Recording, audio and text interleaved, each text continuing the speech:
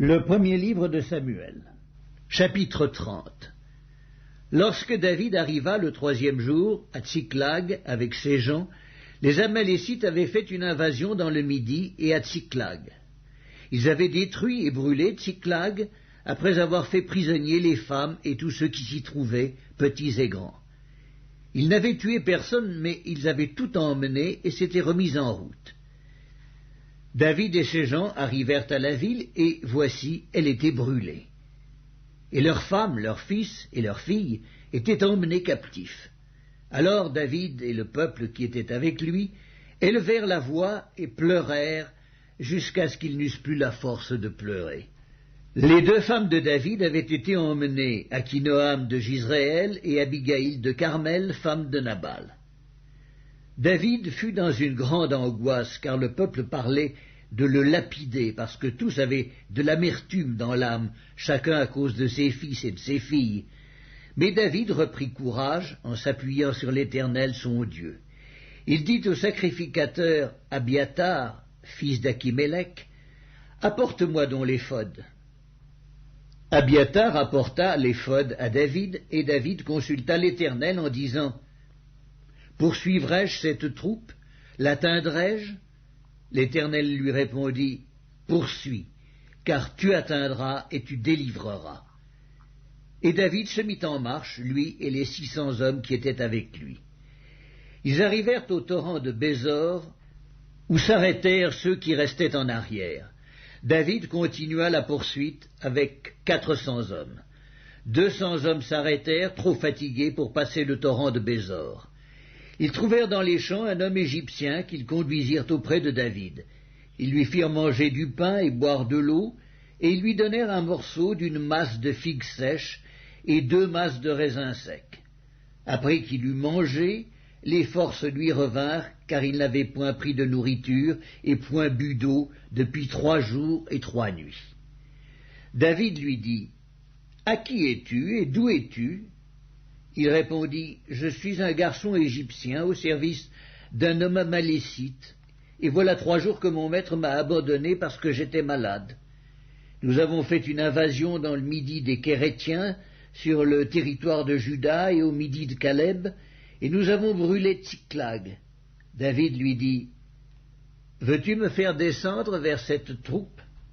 Et il répondit, « Jure-moi par le nom de Dieu que tu ne me tueras pas, et que tu ne me livreras pas à mon maître, et je te ferai descendre vers cette troupe. » Il lui servit ainsi de guide. Et voici, les Amalécites étaient répandus sur toute la contrée, mangeant, buvant et dansant, à cause du grand butin qu'ils avaient enlevé du pays des Philistins et du pays de Juda. David les battit depuis l'aube du jour jusqu'au soir du lendemain, et aucun d'eux n'échappa, excepté 400 jeunes hommes qui montèrent sur des chameaux et s'enfuirent. David sauva tout ce que les Amalécites avaient pris, et il délivra aussi ses 2 femmes. Il ne leur manqua personne, ni petit, ni grand, ni fils, ni fille, ni aucune chose du butin, ni rien de ce qu'on leur avait enlevé. David ramena tout. Et David prit tout le menu et le gros bétail, et ceux qui conduisaient ce troupeau et marchaient à sa tête disaient, « C'est ici le butin de David. » David arriva auprès des 200 hommes qui avaient été trop fatigués pour le suivre et qu'on avait laissés au torrent de Bésor. Ils s'avancèrent à la rencontre de David et du peuple qui était avec lui. David s'approcha d'eux et leur demanda comment ils se trouvaient.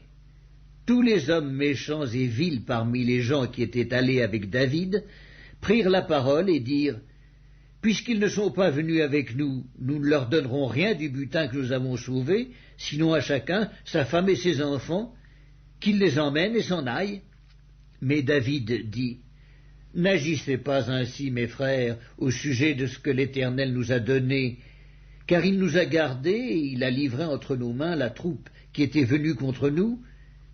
Et qui vous écouterait dans cette affaire? La part doit être la même pour celui qui est descendu sur le champ de bataille et pour celui qui est resté près des bagages.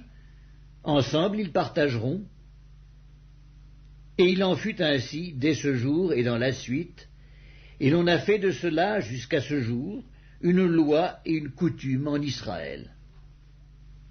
De retour à Tsiklag, David envoya une partie du butin aux anciens de Juda, à ses amis, en leur adressant ces paroles. « Voici pour vous un présent sur le butin des ennemis de l'Éternel. » Il fit ainsi des envois à ceux de Béthel, à ceux de Ramoth du Midi, à ceux de Jatir, à ceux d'Aroër, à ceux de Siphmoth, à ceux d'Esctémoa, à ceux de Rakal, à ceux des villes des Gérachméites, à ceux des villes des Kéniens, à ceux de Horma, à ceux de Cor-Achan, à ceux d'Atak, à ceux d'Hébron, et dans tous les lieux que David et ses gens avaient parcourus.